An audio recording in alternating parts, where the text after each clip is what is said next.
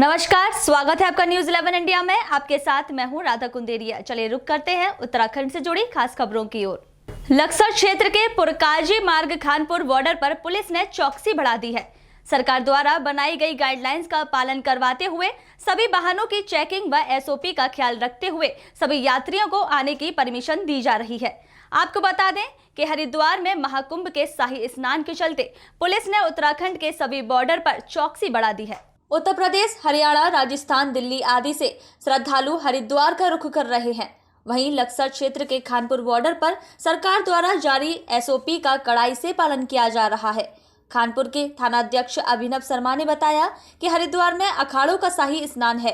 Khanpur border पर Covid के चलते सरकार द्वारा जारी एसओपी का कड़ाई से पालन किया जा रहा है। हरिद्वार जाने वाले जिन लोगों के पास कोविड-19 की नेगेटिव रिपोर्ट नहीं है, उनको वापस भेजा जा रहा है।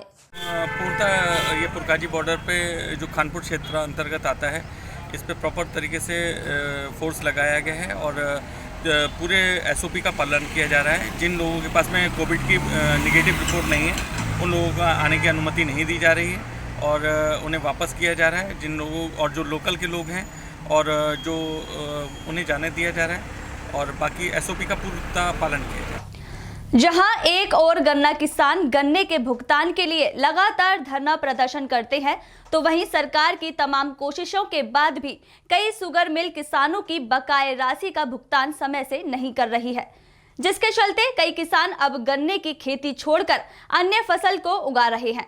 इस बीच अब मंगलौर के किसान गन्ने की खेती छोड़कर स्ट्रॉबेरी उगाकर मोटा मुनाफा कमा रहे हैं। किसान अब केवल गन्ने व सब्जियों तक ही सीमित नहीं रहा, तरह तरह की खेती कर लोग अब अच्छा मुनाफा कमा रहे हैं। इसके चलते अब किसानों का रुझान स्ट्रॉबेरी की खेती की तरफ बढ़ रहा है। आपको बता दें कि मंगलौर के किसान लगातार कई वर्षों से गन्ने की फसल को छोड़कर स्ट्रॉबेरी की खेती कर रहे हैं। दरअसल कम लागत और समय में स्ट्रॉबेरी के किसानों को लाखों का मुनाफा हो रहा है, जिससे किसानों के चेहरे खिल उठे हैं। ये सर मुनाफा तो इसमें मौसम के ऊपर निर्भर करता है। मौसम ठीक रहेगा, फ़िलहाल जैसे चल रहे हैं मौसम, बारिश नहीं हो रही है और ठीक रहेगा मौसम, तो इसमें मुनाफा ठीक रहेगा। और अगर मौसम बिगड़ जाएंगे, बारिश ज़्यादा होगी, तो इसमें फिर लॉस ही लॉस है, कोई प्रॉफिट नहीं है इसमें। नुकसान पिछले साल बहुत ज़्यादा नुकसान किया, तकरीबन सभी को नुकसान था, स्ट्रॉबेरी वालों को, क्योंकि बारिश इसको बिल्कुल नहीं चाहिए, ऊपर का पानी नहीं चाहिए इसको। कितने दिनों? ये तकरीबन 8-10 साल से कर रहे हैं हम। पहले और खेती करते थे, लेकिन इसमें ठीक है, मार्जिन प्रॉफिट ठीक मिल जाता है, तो उसके हिसाब से ठीक है। भेज देते हैं यहीं रुड़की, देहरादून, दिल्ली तक चली जाती है हमारी स्ट्रॉबेरी बढ़िया होती है हमारे यहाँ। इस वक्त धर्मनगरी हरिद्वार में महाकुंभ पर्व का आयोजन चल रहा है। देश भर से तमाम श्रद्धालु जन अपनी आस्था के साथ हरिद्वार आ रहे हैं, तो ऐसे में पुलिस प्रशासन भी श्रद्धालुओं की सहायता व सुरक्षा करने से बिल्कुल भी पीछे नहीं रह रहा है। कुंभ में हरिद्वार आने वाले लोगों की सुरक्षा का जिम्मा इस वक्त उत्तराखंड पुलिस ने भली भांति उठा रखा है। आपको बता दें कि इस बार महाकुंभ पर्व के प्रथम शाही स्नान से पहले हरिद्वार रेलवे स्टेशन में पुलिस द्वारा किया गया बहुत ही सराहनीय कार्य देखने को मिला। पुलिस के हेड कांस्टेबल मनोज कुमार भंडारी इस समय अपनी टीम के साथ शाही स्नान करने आए बीमार बुजुर्ग महिलाओं व पुरुषों की सहायता करते हुए नजर आ रहे हैं। आप तस्वीरों व वीडियो में साफ तौर पर देख सकते हैं कि किस तरह से पुलिस इन बीमार बुजुर्गों की मदद कर रही है व उनका ध्यान रख रही है। वाकई इस महाकुंभ में श्रद्धा व आस्था तो देखने को मिली, साथ ही पुलिस वालों का यह दयालु रूप भी देखने को मिला। सभी लोगों ने पुलिस प्रशासन के इस कार्य के लिए उनकी प्रशंसा भी की, क्योंकि कोरोना जैसे काल में महाकुंभ में आने वाले श्रद्धालु पुलिस वालों के लिए भी एक चुनौतीपूर्ण परिस्थिति लेकर आने वाले हैं। शमशान घाट न होने के कारण सुमन नगर वासियों को सबसे बड़ी परेशानी का सामना करना पड़ रहा है। ब्लॉक बहादुराबाद क्षेत्र के सुमन नगर में भ्रष्टाचारियों ने शमशान घाट को भी नहीं बख्शा। सरकार द्वारा जितना पैसा शमशान घाट बनाने के लिए आया था, वो पैसा मिली भगत से शायद हड़प लिया गया है, जिसका खामियाजा अब सुमन नगर वासियों को भुगतना पड़ रहा है। जहां कल भी एक घटना सामने आई, जब एक व्यक्ति की मृत्यु हो गई और उसके परिजन उसे कंधे पर उठाए रोते बिलखते इधर उधर घूमते रहे, लेकिन कहीं भी शमशान घाट का नामो निशान नजर नहीं आया। देर रात पास के गांव गढ़मीरपुर के शमशान घाट में अंतिम संस्कार किया गया। वहीं सूरवीर सिंह पूर्व अध्यक्ष टिहरी स्थापित सुमन नगर ने क्षेत्र की जानकारी देते हुए बताया कि सुमन नगर में शमशान घाट बनाने के लिए टीन शेड भी आ गया था, लेकिन मिली भगत के कारण सभी सामान वापस चला गया। उन्होंने बताया कि दस्तावेजों में शायद शमशान घाट का टीन शेड बनाया हुआ दर्शाया गया है। इसका पैसा भ्रष्टाचारी की भेंट चढ़ गया है, लेकिन यहाँ सुमन नगर में शमशान घाट का कुछ पता नहीं है। लोग सबको उठाकर इधर उधर घूमते हैं। शमशान घाट की जरूरत है, इसे बनाया जाना जनहित में है और यदि इसके साथ ही भ्रष्टाचारी हुई तो जिन्होंने यह कार्य किया है उनके विरुद्ध सख्त कार्रवाई करने के लिए हम शासन प्रशासन से अपील करते हैं। 1988 से लेकर के आज 2021 चल रहा है।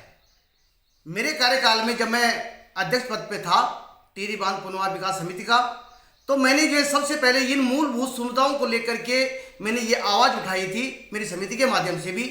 सबसे पहले सुरक्षा की दृष्टि से हमारे यहाँ पुलिस चौकी नहीं थी, आज पुलिस चौकी भी बरकरार है, आज वो बन के तैयार है।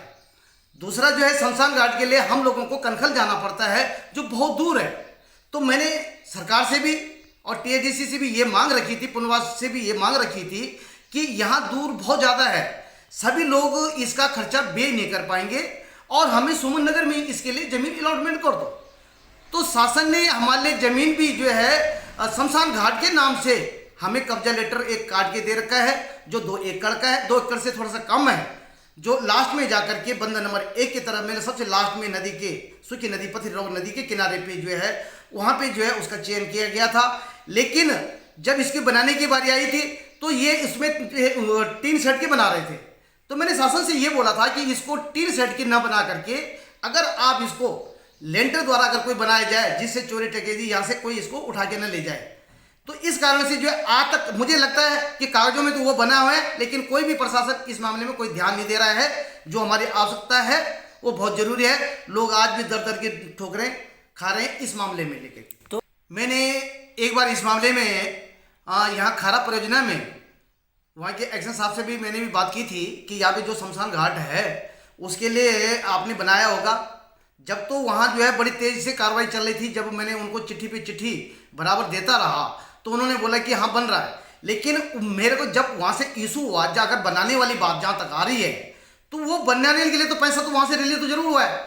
जब वो चद्दर की बना रहे थे तो लेंटर वाले भी तो बना सकते थे, इसका मतलब जो पैसा है। उसके बाद ये सामान वापस क्यों गया ये समझ में से परे है। मुझे लगता है इसमें गोलमाल है और इन लोगों ने इसका बजट जरूर आया है, लेकिन कागजों में इन्होंने शमशान घाट को बना हुआ दिखाया गया है। मैं इस मामले में दोबारा से भी आज, पहले तो हम भी इस मामले में थोड़ा डिले था क्योंकि इतनी जनसंख्या यहाँ पे नहीं थी। आज सुमन नगर की जनसंख्या 2000 से लेकर के 3000 के बीच तक पहुँच चुकी है। आज हर मनुष्य को यहाँ पे शमशान घाट की बड़ी आवश्यकता है।